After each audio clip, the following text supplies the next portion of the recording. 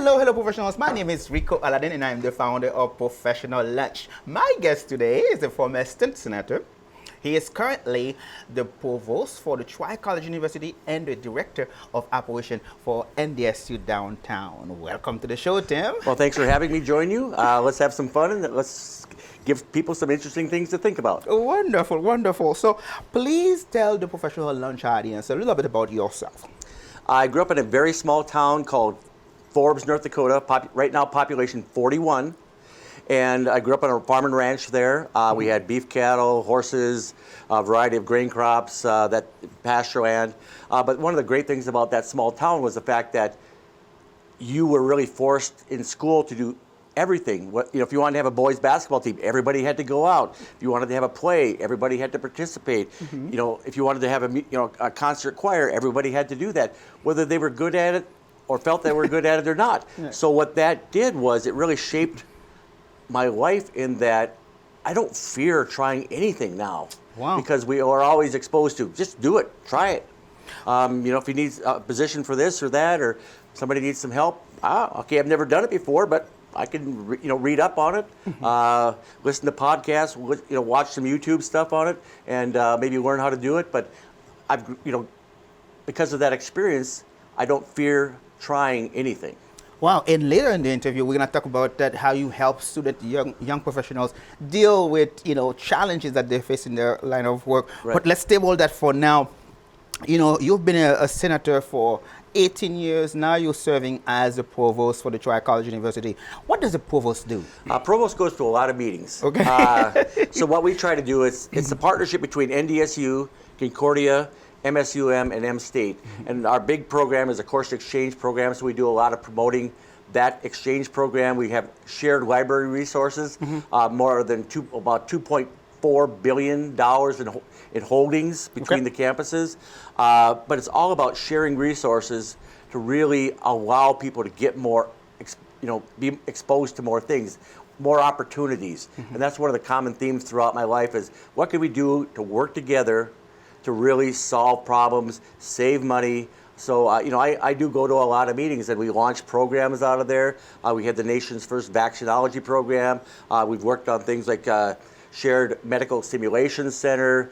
We started the educational leadership program so that there was administrators in communities all across rural North Dakota, in those small towns like I grew up in, to small towns in Minnesota. So it's all about how can we work together to make things better. Wow, wonderful. And also you are currently serving as the director of operation for NDSU Downtown. What does that entail? Well, so that entails a lot of making sure we have the right physical environment that allows the faculty to do a phenomenal job.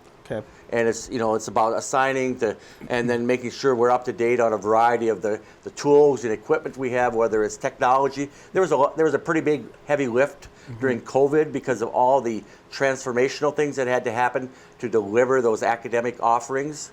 So there's always those kind of things because people don't always understand, I think, what higher education does, like the really complex research, like what's a Graafian follicle to whatever, but they understand when things are well taken care of. They understand if their son or daughter really likes the environment that they're in, that it's a welcoming environment, not only a physical space, but also in terms of what's available there. So that's really important to make sure that we have those things in order to allow students to perform at a high level. So as an example, in Berry Hall, we have a whole bunch of different kind of seating arrangements for people to study as in groups or shared groups. But it's all about working together to have a great set of opportunities based upon what's physically available. Wonderful. I am curious because you spent 18 years in the state senate.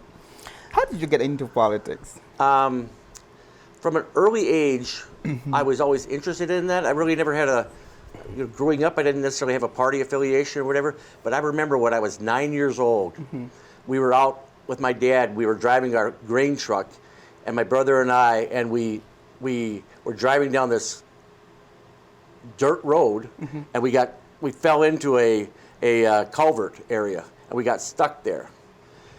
and we had to walk a half mile to home. And when I got home, I was a young kid, like 9, and really mad. And this would have been the late 60s. So literally, I picked up the phone, and I got a hold of the operator, and I said, I want to talk to President Johnson.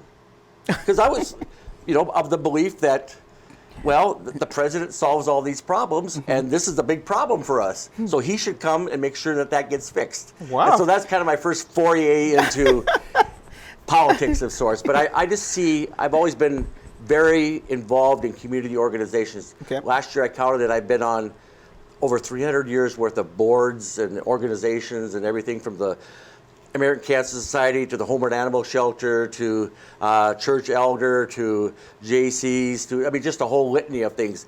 But this allowed me to do things at a higher impact level just because of all the rules that you can make, laws that you can help to make lives better, and all the money that you can dish out to ensure that there's money and resources behind those initiatives. It's not just all about talk. It's about taking it from point A to point Z. Wow, wonderful. I will circle back to your experience in the Senate. But professional lunch is a resource for young professionals, such as college students, high school students. So today, I would like to know, help them understand what it's like to manage professional relationships. Well, I think it's really important. I think one of the biggest mistakes people make at a variety of levels, and it's not age dependent. It could be a senior in high school, a senior in college, or a senior citizen, is they limit who they talk to. They limit the environment that they're in. I love going into environments where I don't know a lot of people, but I might know 3 or 4, but there's 60 people in there. And I can make those connections, then I walk up and talk to you, and then you introduce me to this person and that person. And it's just all about those different relationships that really impinge on how you can become successful, because there is so much brain power out there. It's just a matter of sometimes lining up and finding the right person. I get calls all the time, many times a week. Okay, we got this. Who should we talk to about that? Who should we deal with this? Who can help us with this problem? And so that's really important. And so if you're a student in high school or college, make sure you get involved in organizations, because that will break you out. You don't want to just be within your own major. You want to be in other organizations that expand beyond that, so you'll meet people. I've met people like in the Blue Key National Honor Fraternity, because of being involved in that are my lifelong friends. But had I not been involved in that organization, I would have never met them. Wonderful, wonderful. And you make a very good point. Don't stay within only your major when you're in college, and go out and see things. So, now what strategies can they use to build and maintain those professional relationships? Well, I think it's always important to set up those meetings, and you have to be very intentional. I try to set up meetings all the time with people and find out, because it's not just about offloading to them problems or whatever. It's about finding, what are you working on? What's the new hot thing you're dealing with too, because you may be able to help them. And I think that's important too, is to build up your cachet of doing as much as you can to help them, and being known in some cases as an expert on this topic area or that topic area, so people come to you to help solve a variety of problems that you are an expert at. You don't have to be an expert at everything, but you know who is the expert. Go to them for those things, but be an expert on 1 or 2 things. And that's one of the things, my first week in the Senate Majority Leader said, Tim, one of the things we want to make sure is you have an education background, and we're going to put you on the education committee because we think you can really do well there. It's an area you love. So he said, become an expert. And so that's what I tried to do. Okay, wow. Now you mentioned that we're going to touch into it. What was your time like in the Senate? It was, very many different words come to mind. It was wonderful. There's so many talented people there. Yep. There are people there that you wonder how they got there. There are people there is that in a good way or in a bad way? In a bad way, yeah. Yeah, I mean, one of the jokes that people often tell is, the first 3 weeks people sit around looking around the Senate chambers wondering how they got there. Yeah. And then the next 3 weeks they wonder how that person got there, because they're like, wow. but it is really great, and you get that sense of shared mission, and it's really important to build those relationships, to make sure you always tell the truth, because in that environment, if you ever once fake it or lie about it, you'll be useless the rest of your time there. Whether you're a lobbyist coming in to testify or a senator. I worked under a gentleman who chaired the education committee called Leighton Freeberg, and he did so much back work on every issue we covered that I always made it my goal to try to be the most knowledgeable person on that in any room as possible. So when they would come to testify, I mean, there was times I would just grill in that, and they thought, wow, he really hates this bill. And somebody afterwards go, you must have hated the bill. Why'd you vote for it? I go, no, the reason why I ask you so many hard questions is I wanted to carry that bill to the floor with the committee recommendation, which was for a due pass, and I wanted to make sure I anticipated every question that was going to come my way so I could answer it. And by asking you all those, because you're a content expert, I ensured that I could answer as many or all of those questions as possible. So that's really important in that. I mean, but there are so many good people, so many well-intended people. I have friends on both, with both parties, both sides of the aisle. When I was named President Pro Tem of the Senate, excuse me, I had one from the minority party and one from the majority party walk me up because they were such good friends. Wow, it's you just circle back to the conversation of professional relationships, because having a relationship with both sides is very important. Can I just interject too? Yeah, because sure. One of my really good friends in the Senate is Senator Judy Lee, and she chairs the Human Services Committee. Whip smart, as smart a person as ever walked in North Dakota. But we could be the only two. I mean, we would maybe be on one bill, the two that were battling each other, and she sat right beside me. But on the next bill, we might be the only two advocating for a position. So it's all about attacking the problem, not the person. Yes. It's about making sure you don't make an enemy along the way. It's about living to fight another day. So you make it not personal. And then in the Senate, there was always great decorum. You could never use the person's name, business name. You couldn't even look at them directly. Everything had to run through the president. So it was all about the issue. And we've lost a lot of that. Washington, D.C. has lost all of that. And in the state Senate and in the House now, we've lost some of that because it's become more of the Wild West. Wow. And my next question to you was going to be, how do you prioritize relationships with stakeholders who have different communications preferences than you? And I think you kind of touched that a little bit. Yeah, I mean, for some of them, it's finding out, hey, do you want to get together? You want to, have coffee? You want to do lunch? You want to do whatever? Should we invite somebody else? Because sometimes you add that third person, and it changes the whole conversation.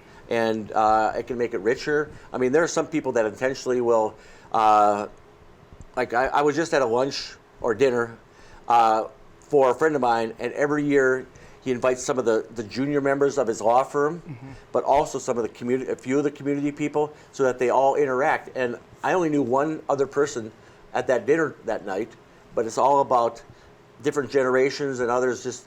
And picking whatever format. It could be going to a baseball game, because the pace of the baseball game is you can talk in between innings and finding out what they like and what you like. I mean, there's some things that probably aren't conducive, like going to the Pink concert. not necessarily great for having a great conversation, because you're kind of caught up in the entertainment. But so much of life is talking about what you have should be what do we have in common, and not what we don't have in common. Because you and I maybe have 999 things we have in common, but one that we would totally disagree on. Well, there's no use focusing on the one. I mean, that's just like trying to win an argument on Facebook. It's not going to happen. So let's talk about all the other things and how can we move those 999 things and their associated agendas forward. Yeah, surprisingly enough, sometimes the one thing that you have that you disagree on might be the one that's stopped, the relationship from growing. Yeah. Yeah. I mean, it's about disagreeing without being disagreeable. Yeah.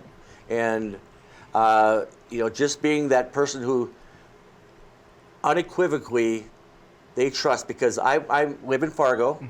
a large city in North Dakota terms, and I would have people that would come to our Senate Education Committee, and I chaired the Ag Committee before that, that I had to show them that I cared about the entire state, which I do. Yeah.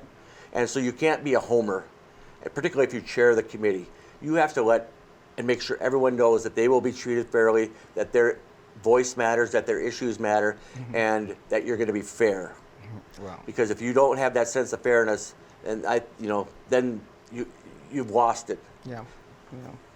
Wonderful. So we get to the point in the show where we have to ask you please to subscribe or follow this channel if you are enjoying the conversation and the guests that we are bringing on to the show, because the more you interact with us and the more you follow us, the better guests we will have on the show. We're going to take a short break here. When we come back, we will talk to Tim about some of the things that he loves about his professional journey. We'll be right back.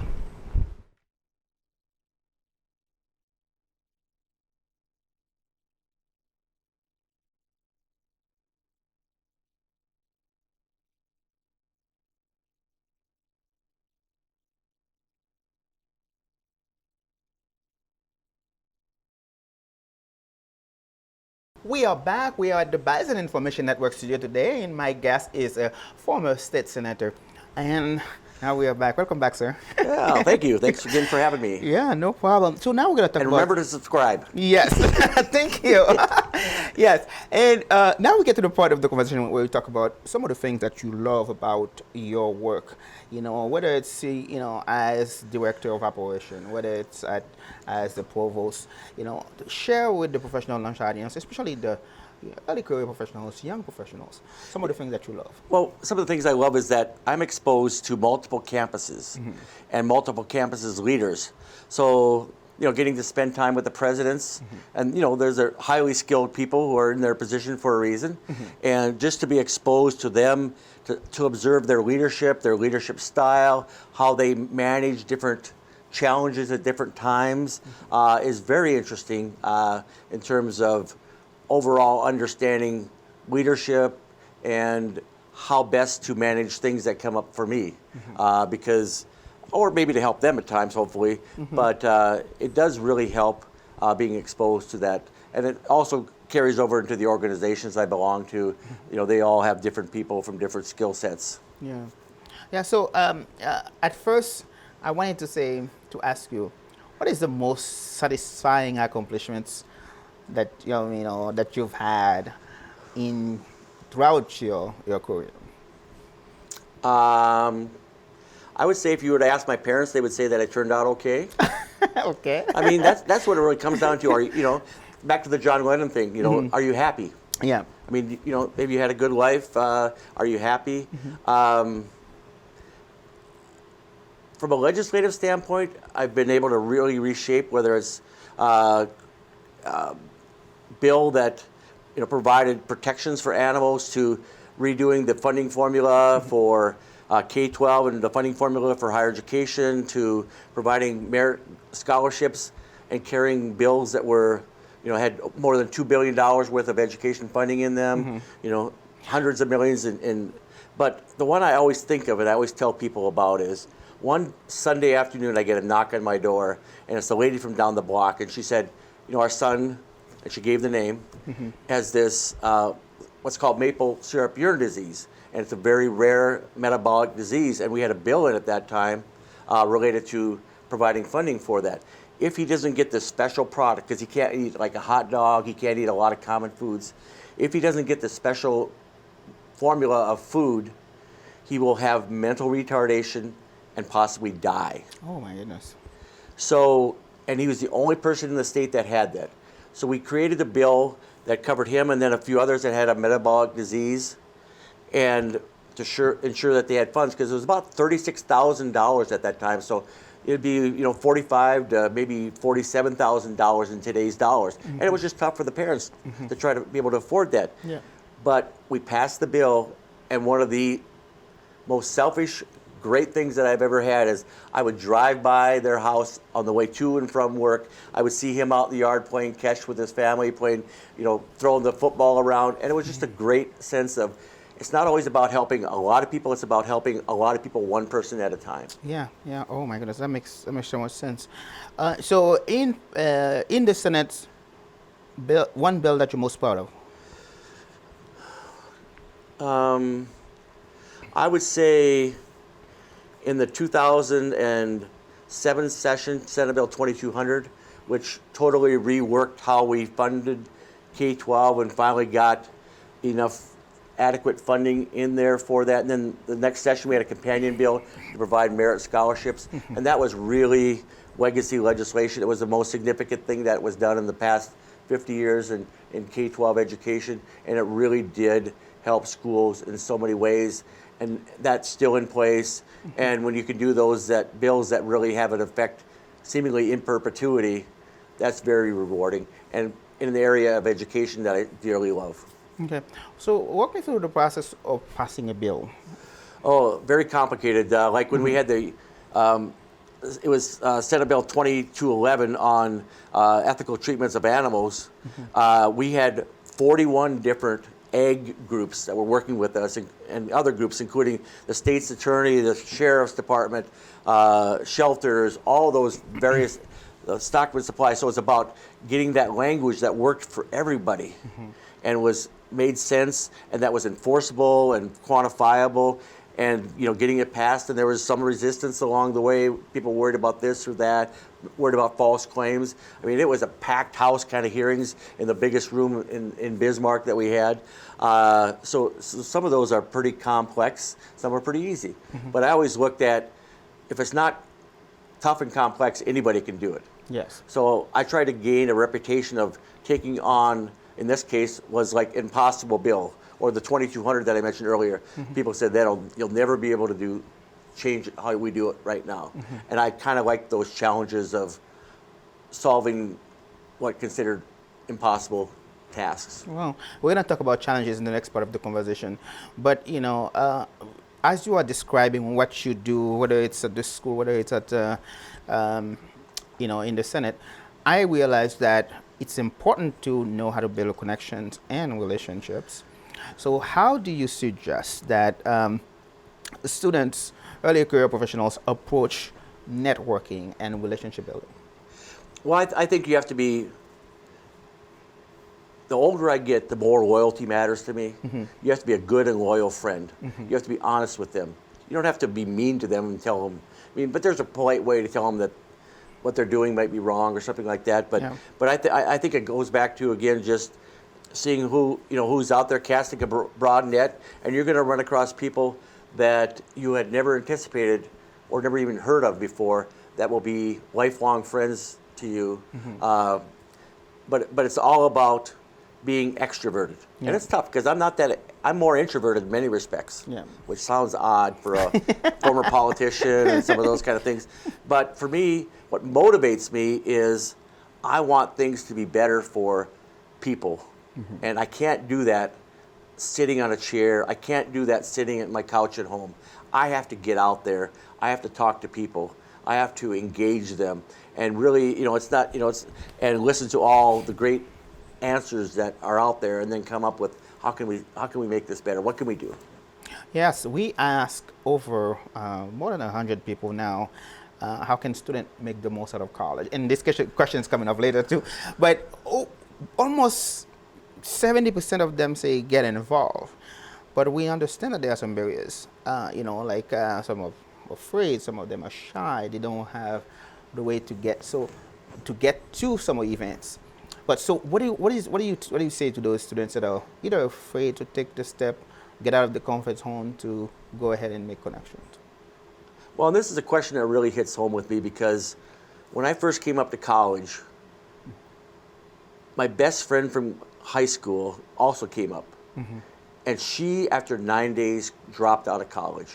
Wow. So I lost the only person I knew on campus. Really? And what'd you do? I called home and I talked to my mom and she goes, okay. I said, this is tough. I don't know if I can make it.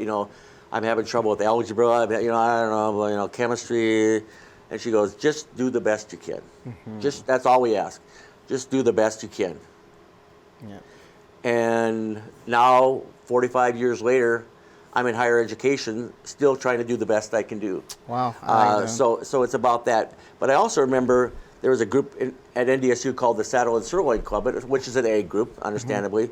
And when I went there, one of the senior members kind of took me under her wing, and I became like her adopted, I was her mentee, and she always, would come up and talk to me at these meetings or picnics they would have. And so then I had that one connection, and she would always say, well, we got this going on, we have that going on. So it's a responsibility of those that have been there to make sure that those newer people get brought in and get asked and get nudged and encouraged to kind of like the bird, just kind of knock them out of the nest and help them to fly. Wow. And it's really important that they have that exchange of leaderships. Every year, Tri-College, we have an ingoing and outgoing presidents of the student government, student body, depending upon which campus you're talking, and we have a dinner. And then they each get a chance to kind of talk about the incoming, talk about what they want to do, and the outgoing talk about some of the suggestions they have to maybe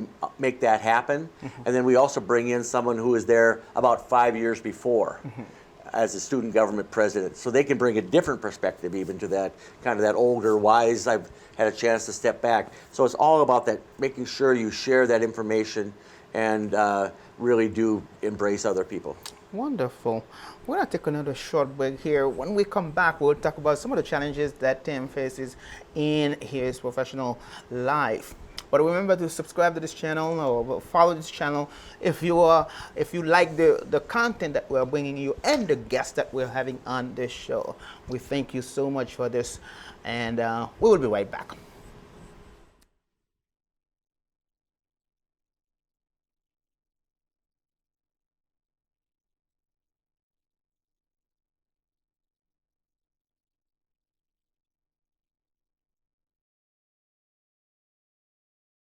We are back. We are at the Bipartisan Information Network studio at NDSU today, and we are having so much fun at the studio. My guest today is Tim, the former state senator. Thank you again for being here. Now we get to talk about some of the challenges that you face. And the reason why I'm talking, I always ask guests about the challenges is because, young professionals, sometimes they are afraid of things that are difficult, like challenges, like failures and rejection. And so, in your line of work, tell me about one of the most difficult situations that you have been in, and how did you overcome it? Well, I think a lot of it is just trying to reach consensus on some of the things to try to get buy-in. I remember former Senate Majority Leader Gary Nelson had a member, Senator Soberg, who hated technology, kind of in the earlier days of technology. I mean, we went from bill books when I first started, where all the bills were on paper, to computers. And Senator Soberg really didn't like technology or see really why are we spending millions on technology. The smartest thing Senator Nelson did was he put him on the interim technology committee as vice chair, and he was exposed to all of the different testimony that he heard. And by the end of that interim, he became one of the biggest champions of technology. I equate it to, and I don't have it, any prop with me, but I always use like a rubber band and remind people, the further back you pull it, the greater the resistance. Greater the resistance, the farther the rubber band will go. And it's much like with people. Sometimes those that resist things, when the light turns on, the aha moment, they're the ones who just blast forward and are the biggest champions for something. And that's really important to remember, that don't give up on anybody. Sometimes they haven't been exposed to some things, and when they are, they will come around. Wonderful, wonderful. So dealing with rejection is a struggle for all professionals. Have you ever had to deal with rejection in your life, in your professional career? Certainly. I mean, if you don't deal with rejection like in the Senate, you are not pushing hard enough. Okay. I always tell people, what do you call a baseball player who 7 out of 10 times fails when he's a batter? 7 out of 10 times he fails. You call him a Hall of Fame multi-millionaire, because if you bat 300 in Major League Baseball, you're going to be making north of a contract of $300 million. If you bat 300 for a lifetime, your chance of getting into the Hall of Fame is very high. So here you are with people that fail 7 out of 10 times and yet have phenomenal careers. You know, whether it's Abraham Lincoln, which is a well-heralded story about how many times he failed before he became president, to a whole litany of people, whether it was the invention of the light bulb, how many things that didn't work, and you just can't be dissuaded by that. You just have to keep marching forward. I had a great horse named Missile. He was a racehorse, and he was a mudder, meaning he could run better in mud. And he would, like when we'd make turns, he would never, some horses would lock up their legs, and they would wipe out because they locked them up. He kept them paddling forward, and because of that, he would dig himself right out of there, and we would keep going. Wow, wonderful. You know, too many people walk up and slide out and wipe out. They don't keep pulling forward. Wow, this is really good stuff. For someone like you, when I look at your career and your professional journey, I know that one interview is really, we are just cherry picking what we should talk about just for that. But this show again is about helping students. What is it that they can take from your professional experience that can serve them? There's a question that we've been asking all professionals right now: is how can students make the most out of college? How would you answer that question? Well, I think you've heard this before, no doubt, but I think it's try to don't just be about getting your diploma and getting out. Build those relationships, because you'll need them no matter what kind of job you do. And I've seen that whether it's when I was a college student, but also now and today. So it's not just about developing those relationships with people that are in your college, but also people that are in your line of work, people that are in your community. Pick out people you go, I really want to meet so-and-so. There is nobody in North Dakota who wouldn't meet with you if you wanted to. I mean, there's virtually no one that would say, no, I don't have time, I don't want to meet with you. They will always meet with you, and then you could ask some of the same questions about, sharing your journey, over your professional lunch that is one where you have food or coffee or whatever. Yes. I do lunches and coffees all the time. Yeah. I mean, I have many a week. But it's about developing those relationships and becoming a better version of yourself. You may be the best in your class, you may be the best from your hometown, but maybe you're only 70% of the person that you should be.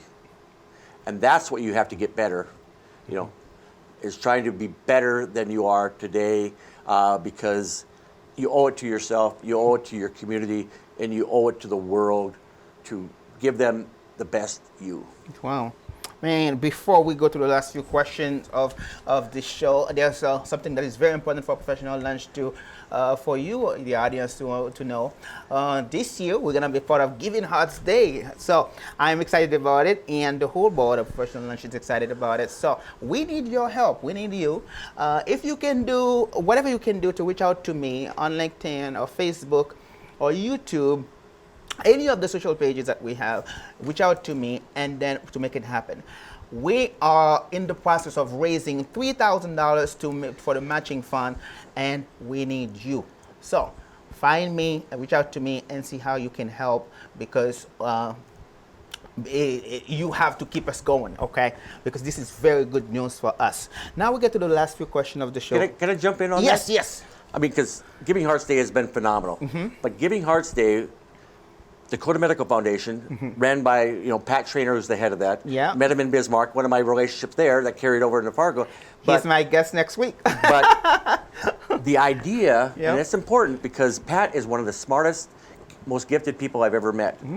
But he's also smart enough to know when people have good ideas. And Gina Pinovich, one of his employees, came up with the idea for Giving Hearts Day. Really? And he was smart enough to say, that's a great idea. He always gives her credit, and it's really great because great leaders surround themselves with great people. Wonderful. I know you have a story for us, but before we go, I really want to give you a chance to share the story about Bill Murray. Is it? Yep. Yes. Yeah, come on. So, I want to hear it. So when I was with the Red Hawks, you get to meet a variety of interesting people, whether it's Harmon Killebrew, a Hall of Famer for the Twins, to Danny Gladden, but when I went to my first winter baseball meetings, it was in December of 1996. It was in Los Angeles. And so, I got to see people like Tommy Lasorda, John Wooden, who is the greatest basketball coach maybe in the history of college basketball. But we were curious because Bill Murray was one of the owners of the St. Paul Saints, which was in our league. And we thought, people were like, oh, I wonder if Bill Murray's going to show up. So we get there, and they're having an owners meeting and executives. So I'm sitting in on this meeting, and it's probably a table with maybe 20 people in it. And I can't say this politely, but there's a lot of rich owners that are used to never being told no, and they were trying to decide something, and it was below them to give. And they were like at each other's throats. Meeting started about 9 a.m. and by it was a little before 10 a.m. in the morning. They were at each other's throats, just grumbling and about. All of a sudden, straight across from me, door opens up. There's a double door opens up, and Bill Murray walks in. There's a seat, oddly enough, right there. He sits down. And these guys, are still, they don't break their rhythm at all. And they're just at each other, just bitching and back and forth. And Bill does it. He's got his hair all disheveled like he normally when you see him in a movie like Stripes or whatever else. He sits there, doesn't move his head at all, moves his eyes from side to side as people speak, doesn't move. All of a sudden, he's listening to this about 10 minutes of these spoiled guys. They're all guys in that case. And all of a sudden he breaks into, because he's a comedian, and so the message behind this is he used the thing that he is best at, comedy. And he starts into this whole shtick. He goes, I just hate it when you guys fight. I just love all of you. And it just bothers me when you fight and you can't get along. And he just goes off on this whole Bill Murray kind of shtick. Everybody starts roaring, laughing. And then the owners kind of had this little like, oh, yeah, we are being a little pretty childish. And what happened then was the issue popped out.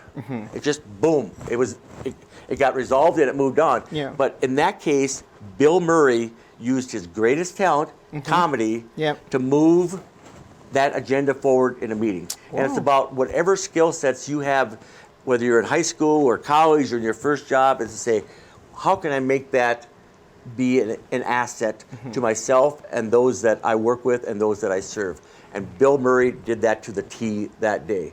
And he was as nice as you would hope Bill Murray would be. Wow, wonderful. Man, I love it. I really love it. So use your skill, your natural born skill, to really serve those around you and push your agenda forward. I love that. So now that we are at the very last few minutes of the show, again, as I mentioned before, with your experience, we're going to have to record another show to talk more about your professional life, because it's really, there's a lot to unpack. So now, advice. At the end of the show, we always ask professionals, what advice do you have for young professionals launching their careers right now? Say that in a different way so I understand it better. Okay, so what advice would you tell, somebody who just graduated from college, they're trying to launch their careers, trying to find a path, to find a meaningful career, what advice do you have for them? Well, I would say get in, don't wait. Always remember that you will have, at times in your life, you will have what I'll call bridge jobs. It may not be the ideal job that you want to do the rest of your life, but it will develop you. It will give you skill sets you can use in the perfect job that you want. So don't be afraid to have a bridge job that gets you to that next job. I always encourage college students to apply for jobs that they're maybe not that interested in, just so they get the experience. Do not wait until the holy grail of jobs comes available for your first interview. Be experienced and go through that.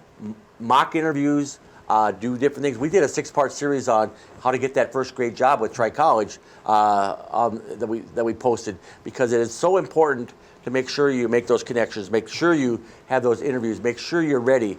And the more you practice, the better you'll be when that one job comes and you go, oh, I would be perfect for me. I want this job so much.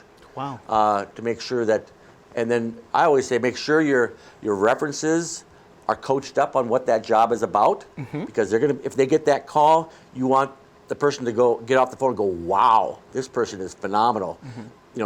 But by giving them that information, because I won't be a reference for anybody unless they send me the job listing, their resume, all those kind of things, and then to have them say, okay, you're going to be getting a call sometime this week.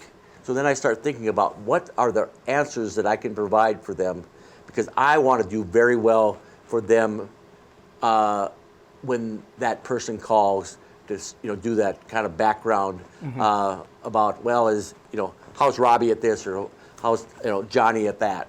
Those kind of things, to make sure that I do a great job for them, because again, I do people that I really believe in, and I really have great hope that they'll do phenomenal things. But no matter what age you are, you may end up with a bridge job, because some jobs get eliminated, and all of a sudden the economy changes, and you have to do something that you go, okay, I'll do this for a while, but use that as an opportunity to expand your experiences. Yes. Oh my goodness. Always be the first one in your hand, first one to say, yeah, raise your hand and be that go-to person that said, yeah, I'll do. I'm a loyal, team player. I will do my best. Yeah, wonderful. I love the idea of having a bridge job, because you will never get your ideal job right away unless maybe win the lottery or something like that. Yeah. But having a bridge job that can kind of shape you up that can prepare you for your ideal job. And always remember, there are, tough things with any job. What you thought it was going to be, all the, the glamour you see with it. There's a lot of behind the scenes things that you aren't aware of. That, when I was with the Red Hawks, one of the tough things was, there are players that all their life, since they were 5 or 7 years old, wanted to play professional baseball, and we would have to go have people come into the office and say, I know you wanted to be this all your life, but you can't be it here because we're letting you go. Wow. We're releasing you. And that's a tough conversation to have with somebody who's 25 or 27 that, yeah, I know your hopes and dreams were, but it's not going to happen here. Yeah. And, it's just a matter of being honest with them. But, those are some of the really tough things with even a job that sounds as fun as being in baseball, or worrying about the weather, that it's going to rain, and all of a sudden your attendance is down 40% for that game. Wow. Oh, man, I tell you, I think that's going to hit home for a lot of people who don't understand that, things like that happen. You kind of trying to find a way to move on from it and learn from it so that you can do better. Yeah. Anything else you want to add in the last few seconds? We have a few more seconds. No, I think it's important that they know that they have to invest their time, whether it's in watching your podcast to doing that extra. I remember my first job, I always showed up an hour early every morning, just because I wanted to be there and have a number of things done before everybody else showed up. And sometimes being the most successful is about being there, being in the moment, being early, being prepared. Like I said earlier about in the Senate, you always want to try to be as informed as you can when you get into a situation. So you can make the best decision. Because in that case, I was making a decision that impacted tens of thousands of people's lives. Yes. And you don't want to make the wrong one. Yeah. Wow. This is really good. Man, I love the show today. I really love having you on. And, all the jokes that we have on the show, I wish we record them all throughout the break, because that would have been really cool. It was such a pleasure to have you here, sir. I appreciate you being on Professional Lunch. And thank you for the shout out, because we want the guests to encourage people to follow us as we are trying to grow our page and our presence. We want this Professional Lunch to be a resource for high school students, college students, early career professionals. So having you on the show really can give them a perspective on what is possible. It's an exciting time of your life. I mean, I would love to be of that age again in many ways. Yeah. Particularly when I'm trying to get around and getting out of bed in the morning, But no, it is such a exciting time in your life. So you gotta grab the brass rail and make the most of it. Yes. Because when you get further down, you have fewer choices. Maybe have children, so you can't get out as much. You have parents that you help with, or family members that you help with that you're committed to. You have work commitments that are more profound. Because the higher up you move in the ladder, the more time it takes. Yes. The more weekends you work. You look at the presidents I work with.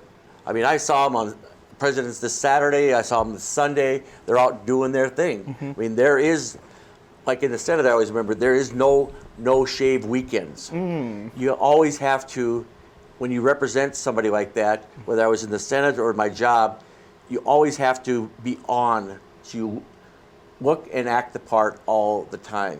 Wow. There's a quick baseball story. Joe DiMaggio, a phenomenal baseball player. His last year was the same year as Mickey Mantle's first year. Mickey struck out a lot. One time he went in, and after he struck out the third time that game, he beat the heck out of all the water coolers in the Yankees dugout. And Joe walks up to him, gets right in his grill, and he says, "Mickey, we don't do that.